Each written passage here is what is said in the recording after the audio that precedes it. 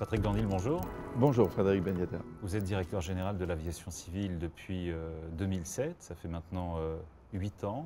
Vous vous êtes inscrit dans la durée, c'est rare, un mandat aussi long.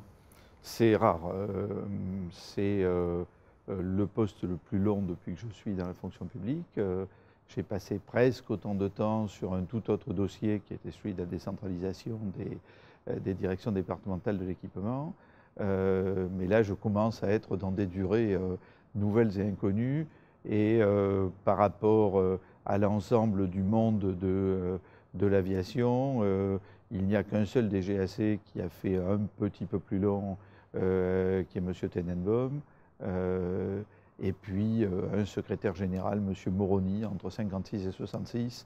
Mais enfin, je commence à faire partie des gens qui ont eu de la durée devant lui. Et c'est de la chance parce que c'est un univers extrêmement vaste, extrêmement complexe, extrêmement attachant aussi, où le temps de maîtriser les dossiers pour en sentir toutes les interrelations, mais aussi de connaître les hommes et de connaître tout l'univers qui va avec, de pouvoir avoir fait son trou dans les différentes institutions internationales qui sont importantes là-dessus, tout ça nécessite du temps. Et j'ai eu de la chance, d'autant que ce n'est pas fini. Donc vous êtes sur le point de battre un record bientôt. Absolument. Voilà. Quelles sont les principales missions de la Direction générale de l'aviation civile?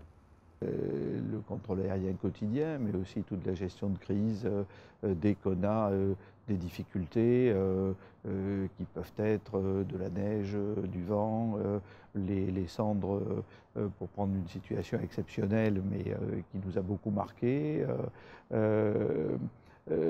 On a une deuxième grande mission qui est la mission de contrôle de sécurité.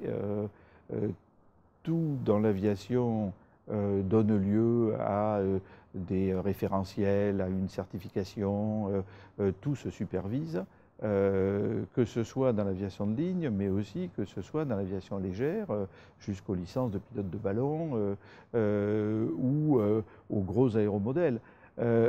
Donc cette activité de supervision de sécurité est une activité très importante et sur laquelle nous devons trouver le juste milieu entre la qualité de la supervision, mais aussi le fait d'être conscient que notre but, c'est quand même de faire voler les avions et de permettre aux acteurs du domaine de travailler. On a une troisième grande mission que j'aurais pu mettre en numéro 1, mais qui est moins connue du grand public, c'est la mission étatique. Nous assurons de la régulation économique vis-à-vis du monde des aéroports, de la régulation de concurrence dans le monde des compagnies aériennes. Nous avons une grosse responsabilité en matière de sûreté, c'est-à-dire en fait de prévention du terrorisme dans le domaine aérien, des responsabilités environnementales et de développement durable. Donc tout ce type d'activités que je regroupe sous l'angle activité de représentation de l'État et de fonctions régaliennes est aussi une partie importante. Une partie de ces fonctions étatiques, c'est tout le domaine de l'industrie aéronautique. Et puis, on a un rôle de formation. L'ENAC n'est pas à proprement parler la DGAC, mais c'est un établissement public qui lui est très directement lié. Et l'ENAC est une école très exceptionnelle parce qu'elle assure la formation de toutes les professions liées à l'exploitation de l'aviation. Les contrôleurs aériens, les pilotes, les électroniciens, des ingénieurs. Nous avons quelques relations à la construction, notamment autour de l'avionique.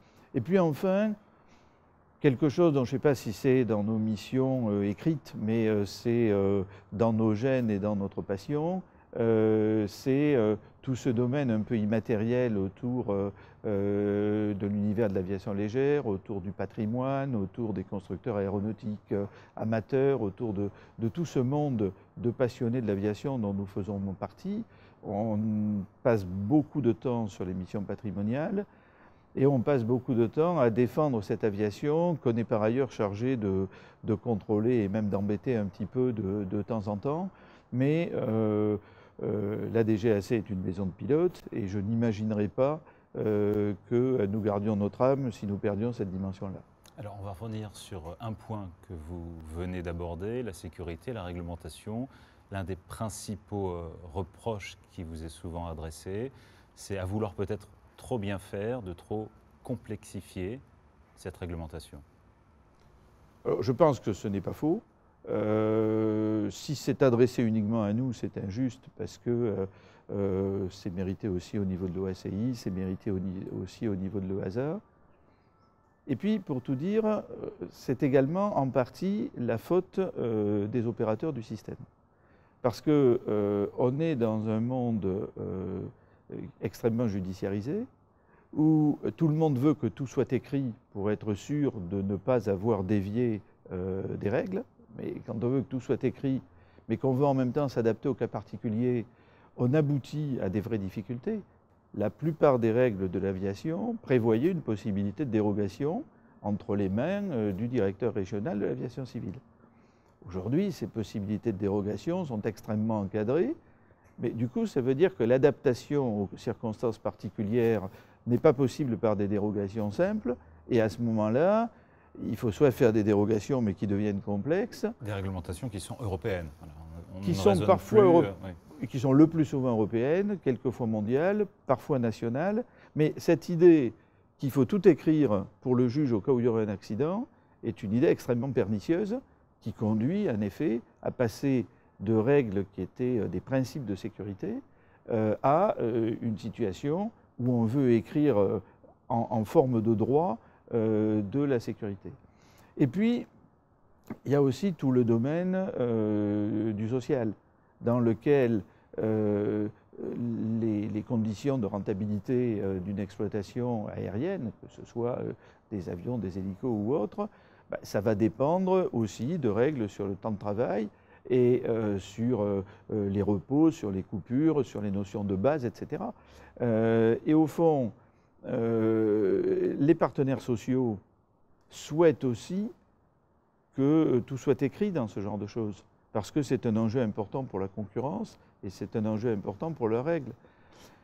Mais du coup, vouloir la simplification et vouloir la sécurité juridique, c'est des choses qui ne vont pas bien ensemble. C'est pas compatible.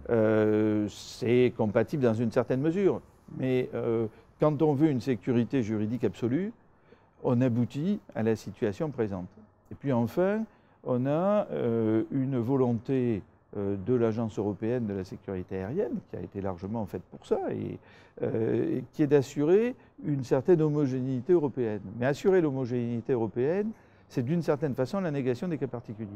Et quand on vient les voir en leur disant que nos petites villes de province, nos nuits courtes, nos spécificités de montagne, etc., on a des gens qui sont très raisonnables et qui entendent ce qu'on leur dit.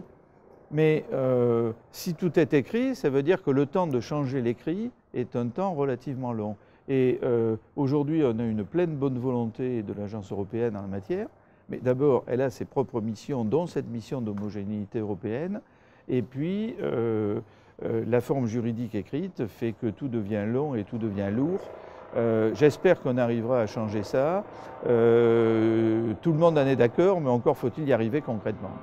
Le fait qu'un Français soit à la tête de l'EASA, ça vous simplifie les choses? Alors, ça les simplifie parce qu'on se connaît bien, parce qu'on se parle français, parce qu'il connaît nos institutions. Mais pour autant, c'est quand même pas l'essentiel. L'essentiel, c'est la façon dont, français ou pas, il a donné une nouvelle orientation à l'EASA. Il a réorganisé l'EASA. Il a supprimé le fait d'avoir une direction de la réglementation uniquement dédiée à la réglementation. Il y a eu des changements de structure très importants, un changement de style. On a vu une nouvelle écoute vis-à-vis de l'aviation générale, qui est particulièrement importante en France. On est le premier pays européen d'aviation générale. Tout ça, je suis très content qu'il le fasse en étant français, mais s'il l'avait fait en étant d'une autre nationalité, j'aurais été très content aussi. Et si, en étant français, on avait eu des blocages et une rigidité excessive, on se serait opposé. Donc aujourd'hui, vraiment, ça va bien, on est compris. Ça n'enlève pas la complexité fondamentale de notre système, dans lequel on cherche à atteindre des niveaux de sécurité que nous ne connaissons dans quasiment aucune autre activité humaine. Et ces niveaux de sécurité ont un prix. Et ce prix, c'est la rigueur. Et pour être sûr que la rigueur perdure, c'est le contrôle de la rigueur. On va parler des compagnies françaises. Elles vont la plupart mal ou très mal. Que fait aujourd'hui la DGAC pour sortir de cette situation? Alors, elles sont effectivement en général dans une santé bien. financière difficile. Il n'y en a qu'une qui va très bien. Après, elles sont plus ou moins autour du zéro. C'est certain que cette situation inquiétante a donné lieu à la demande à Bruno Le Roux d'examiner ça et de l'examiner dans sa complexité. La question n'était pas de faire une analyse pour ou contre l'administration, d'autant que les relations avec les compagnies aériennes étaient plutôt bonnes, mais de réunir l'ensemble des acteurs, les compagnies aériennes, les aéroports, les partenaires sociaux et nous-mêmes, et d'essayer de voir quel progrès était possible. Le premier grand progrès a déjà été lancé, c'est une baisse du niveau de taxation sur les passagers en correspondance qui s'est fait en deux moitiés. Une première moitié a déjà été lancée au 1er avril de cette année avec la suppression de la moitié de la taxation des passagers en correspondance à Roissy, et la deuxième moitié se fera au 1er janvier 2016. Donc ça, c'est quelque chose qui est parti et qui est bien parti. Après, une deuxième grande question, c'est celle des tarifs aéroportuaires. Et là, il suffit d'ouvrir des journaux économiques pour voir que les discussions battent leur plein. Ceci dit, on a un contrat de régulation économique de Toulouse qui s'est trouvé à la fois très modéré par rapport aux demandes initiales et aussi par rapport aux évolutions passées. On a fait la même chose sur Lyon, dont les paramètres sont sortis récemment. Tout ça s'est accouché dans des discussions un peu difficiles, mais au bout d'un certain temps, on a trouvé une solution. Et je pense que nous sommes en train de le faire sur Paris, mais l'histoire le dira et les compagnies aériennes en jugeront. Ce qui est certain, c'est que les débats battent leur plein sur ce type de sujet. Très rapidement, on a beaucoup parlé ces derniers temps de la concurrence déloyale des compagnies du Golfe, de certaines compagnies asiatiques. C'est un vrai sujet ou c'est un faux problème? Alors c'est un vrai sujet, c'est un sujet très grave. Aujourd'hui, sur le faisceau Extrême-Orient, plus de 40% du trafic est un trafic qui passe par un hub extérieur à l'Europe. Donc les connexions directes ont beaucoup régressé au profit de connexions externes. Il est complètement évident que la connexion directe a une toute autre valeur économique, mais aussi une toute autre valeur politique. C'est bien la place de l'Europe dans le monde qui se joue aussi avec ces connexions directes. Et si nous n'avons plus de connexion directe et si nous devons passer par un hub extérieur, on devient dépendant des décisions des autorités qui gèrent ce hub extérieur, tant pour des questions tarifaires sur lesquelles, si la concurrence européenne était mise à mal, on peut penser qu'ultérieurement les niveaux tarifaires ont montré, mais aussi pour des raisons géopolitiques. Et ce point est extrêmement important. Et tout le système historique des droits de trafic qui a été défini dans le cadre de l'OACI a été défini non pas tant pour des raisons économiques, même s'ils étaient sous-jacentes, mais c'est d'abord du domaine diplomatique. Les droits de trafic, ne sont pas accordés à une compagnie aérienne. C'est géré d'État à État. Et ensuite, c'est chaque État qui désigne la compagnie qui peut exploiter les droits de trafic dans son domaine.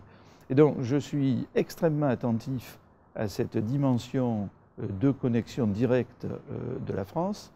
Nous avons trouvé nos collègues allemands exactement dans le même état d'esprit que nous, et ça nous a amené à prendre une initiative vis-à-vis de l'Union européenne, de sorte qu'on aboutisse à ça. Après, le but, c'est de ne pas gérer selon des méthodes protectionnistes et parfaitement quantitatives cette question de droit de trafic, mais qu'on aboutisse à un équilibre de marché qui suppose qu'on ait les mêmes règles ou on ait des correctifs dans les différents pays qui sont acteurs de cette affaire. Et s'il n'y a pas moyen de le gérer par des règles similaires conduisant à une concurrence équitable et permettant d'aboutir à un équilibre de marché, à ce moment-là, il faudra forcer l'organisation du marché par la voie diplomatique et par la voie des créneaux. Mais est-ce qu'il n'est pas déjà trop tard et ces mesures sont-elles suffisantes ou pas? Alors, il n'est sûrement pas trop tard. Ces mesures à elles seules ne sont sans doute pas suffisantes, mais c'est pour ça qu'il y a d'autres mesures qui sont travaillées dans le domaine de la simplification administrative, dans le domaine des coûts et des charges sociales. Et puis on peut se donner du temps, et c'est ce qu'on fait, en jouant sur les droits de trafic. Il n'est pas question aujourd'hui de libéraliser les droits de trafic. On est dans une logique qui reste très malthusienne et qui le sera le temps qu'on ait trouvé le mode de rééquilibrage dans un domaine de concurrence équitable. Patrick Dandil, merci. Merci Frédéric Beniader.